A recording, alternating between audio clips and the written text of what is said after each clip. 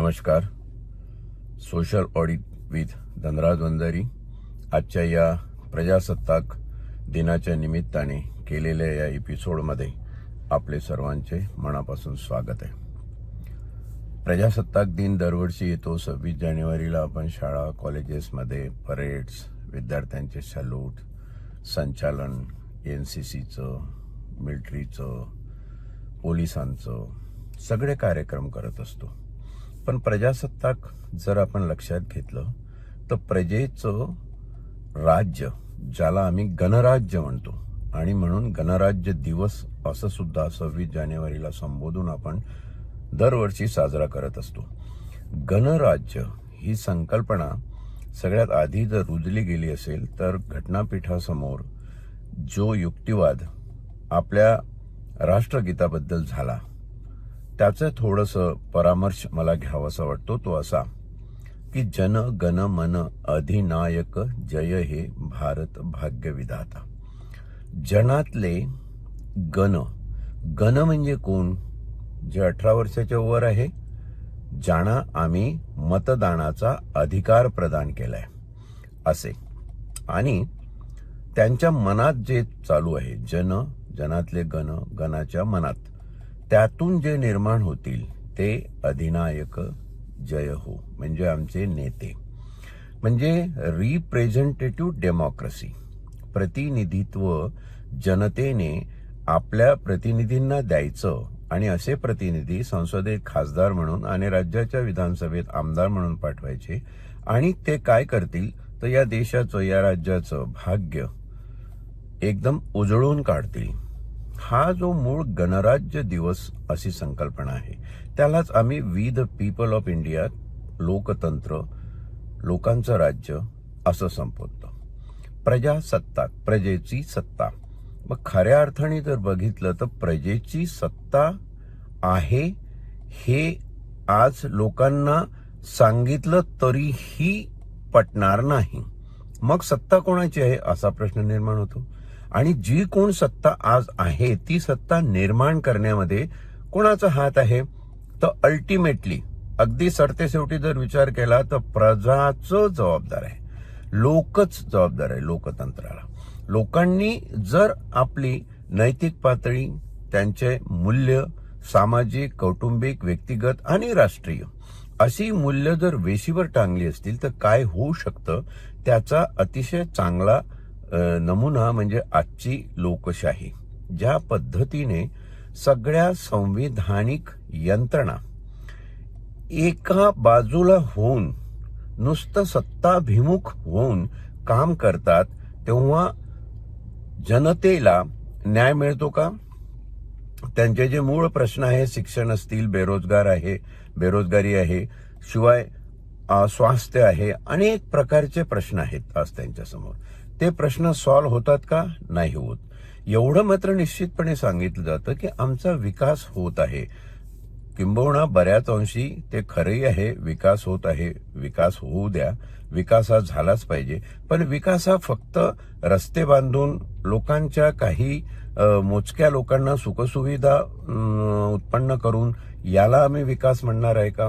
समाजाचा बौद्धिक विकास, समाजाचा मानसिक विकास, समाजाचा आर्थिक विकास, या दृष्टीनं आपण सोशल ऑडिट या संकल्पनेकडे जर बघितलं तर आमच्या प्रजासत्ताक कामध्ये अनेक उणिवा आहेत, अनेक त्रुटी आहेत. प्रामुख्याने मला इथं फ्रँकलिन रुझवेल्ट या अमेरिकेच्या 32व्या राष्ट्राध्यक्षाचा उल्लेख करावासा वाटतो. हा सगळ्यात लोकप्रिय राष्ट्राध्यक्ष, जो एकुलता एक असा आहे की 4 वेळा राष्ट्राध्यक्षपदी निवडून आला. याच्या आयुष्यातल्या 2 घटना आहेत ज्या फार बोलक्या आहेत. पहिली घटना अशी की एकदा संध्याकाळी जेवायला बसल्यावर रुझवेल्टची पत्नी, मुलगा आणि रुझवेल्ट बसले असता त्यांचा मुलगा रुझवेल्टला खूप टाकून बोलतो. वेळ प्रसंगी तो शिवीगाळही करतो. खूप टीका करतो की तुमची धोरणं बरोबर नाही, तुम्ही जे करतात आहे त्याच्यातून युवकांचं काही भलं होत नाही. माझा स्वतःचा मुलगा माझ्याबद्दल असं बोलतोय म्हणजे जनतेची काय प्रतिक्रिया असणार यावर अवाक झाले आणि एक शब्द बोलेना. अद्वा तद्वा बोलता बोलता शेवटी रुझवेल्टच्या पत्नीने म्हटलं की अरे बाबा, तो एवढं बोलतोय सगळं, त्याला उत्तर दे, काहीतरी सांग.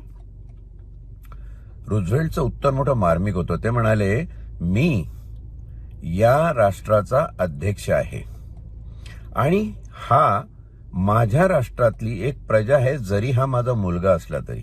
म्हणून तो जे मला बोलतोय तो त्याचा संविधानिक अधिकार आहे आणि त्या लोकशाही अधिकाराप्रमाणे तो व्यक्त होतोय. मला शांतपणे त्याला व्यक्त होऊ द्यायचं आहे. त्याच्या व्यक्ततेचा मला वैयक्तिक आणि माझ्या शासकीय पातळीवर विचार करावा लागणार आहे आणि त्यानंतर मी त्यावर काय करायचं तो निर्णय घेईल. ही जी मूल्य आहे, ही मूल्य आज तुमच्या लोकशाही मूल्य म्हणून समाजात रुजली आहेत का, हा प्रश्न आपल्या we the people of India यांच्या समोर येतो. कोण कोणाचा मुलगा आहे, कोण कोणाच्या मुलाला अटक करत नाही. कालच मुंबईच्या हायकोर्टाने फार मोठ्या प्रमाणात राज्यकर्त्यांवर ताशेरे झाडले की मंत्र्यांची मुलं म्हणजे काय कायद्याच्या वर आहेत का. इथे मला वाटतं आपण रुझवेल्टचं हे उदाहरण घेण्यासारखं आहे. दुसरं अतिशय मार्मिक असं उदाहरण आहे जे सामाजिक आणि एकंदर शेतकऱ्यांच्या परिप्रेक्ष्यामध्ये भाष्य करतं.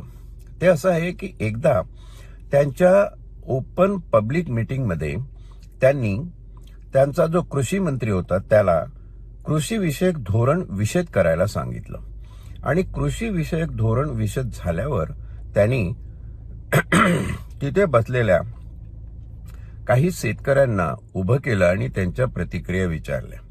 त्यांची सगळ्यांची एकमात्र एकजूट एकमताने प्रतिक्रिया होती की हे जे काही धोरण आम्हाला स्पष्ट करण्यात आलेलं आहे ते आम्हाला समजलेलं नाही, ते पूर्णपणे आम्हाला कळलंच नाही, त्याच्यातले शब्द कळले नाही, त्या शब्दातली शब्दातून तयार झालेली वाक्य कळली नाही आणि एकंदर या धोरणाचा परिणाम आमच्या सकारात्मक कसा होईल याची पुरेशी कारण मीमांसा सुद्धा त्याच्यामध्ये नाही. तर त्यांनी कृषी मंत्र्यांना सांगितलं की या लोकांना जोपर्यंत समजत नाही तोपर्यंत तुम्ही समजवण्याचा प्रयत्न करा. त्यांनी एकदा केला, दोनदा केला, तीनदा केला, तरीही प्रतिक्रिया नकारात्मकच होती जनतेची. मग शेवटी त्यांनी सांगितलं की कृषी मंत्री महोदय, तुम्ही एक काम करा, हे धोरण ठरवताना तुम्ही कुठल्या कुठल्या लोकांना घेतलं त्याच्यामध्ये. त्यांचं एक शिष्टमंडळ होतं, त्यांची एक स्वतःची बॉडी होती, त्यांनी कमिटी स्थापन केली होती. ते म्हणाले या कमिटीमध्ये किती शेतकरी आहेत, हे कृषी धोरण आहे. आता इथे या सभेत उपस्थित असलेल्या शेतकऱ्यांमधून तुम्ही शेतकरी निवडायचे, त्या शेतकऱ्यांना तुमच्या कमिटी बरोबर सामील करून घ्यायचं, त्यांना बसवायचं आणि ते जसं म्हणतील किंबहुना त्यांना ज्या स्पष्टपणे हे धोरण समजेल त्या स्पष्टपणे तुम्ही हे त्यांना समजावून द्यायचं, त्यांना धोरण निर्माण करू द्या. ही खरी लोकशाही आहे. आमचे प्रतिनिधी खरंच त्या धोरण निर्माण करण्याच्या क्षमतेचे आहेत का हो, असा जर प्रश्न विचारला तर तुम्ही काय उत्तर द्याल. आणि मग आपण याला नाव ठेव, त्याला नाव ठेव. राज्यकर्त्यांना नाव ठेवणं फार सोपं आहे हो, पण त्याला कारण कोण आहे याचा अल्टिमेट विचार केला तर आम्ही प्रजासत्ताक दिनी आज भारतातल्या प्रजेने विचार करावा अशी ही परिस्थिती आहे. एक सोशल ऑडिट निमित्त आहे. सोशल ऑडिट आपण त्याला म्हणतो, जेव्हा प्रजासत्ताक दिनी आपण सोशल ऑडिटवर बोलतो तेव्हा सोशल ऑडिट त्याला बोलतो की खरं प्रजासत्ताक कुठलं आणि खऱ्या अर्थाने ते 100% अस्तित्वात येतं का, तर त्याचंही उत्तर नाही आहे. 100% हे अस्तित्वात येत नाही, पण चांगल्या पद्धतीने सकारात्मक परिणामासाठी ते अस्तित्वात येऊ शकतं आणि त्यासाठी काय प्रयत्न केले गेले पाहिजे त्यालाच आपण सोशल ऑडिट म्हणतो. पहिला प्रयत्न झाला पाहिजे लोकांचा मानसिक आणि बौद्धिक EQ आणि IQ स्तर हा उंचावला पाहिजे, जेणेकरून त्यांची निर्णय क्षमता पक्की होईल. निर्णय क्षमतेचेच परिणाम त्यांना भोगावे लागणार आहेत, म्हणून निर्णय क्षमतेमध्ये सगळं काही आहे. आणि ज्या ठिकाणी पैशावर निर्णय होत असतील, मतदानाचे ज्या ठिकाणी पक्षाच्या फोडाफोडीचे निर्णय असतील त्याला पण जनता स्वीकारत असेल, काय असेल ते आम्ही स्वीकारतो आणि जसं तसं शांत राहतो. थोडाफार बुद्धिजीवी इकडे तिकडे काहीतरी टूटा करतात, पण विशेष काही त्याची दखल घेतल्या जात नाही. अहो, बुद्धिजीवींना या देशामध्ये इतिहासात बघितलं तर कधी किंमत होती की नव्हती असा प्रश्न निर्माण होतो. ज्या घटनाकार डॉक्टर बाबासाहेब आंबेडकरनी 3 वेळा इलेक्शनमध्ये प्रयत्न केला, 3ही वेळा हारले.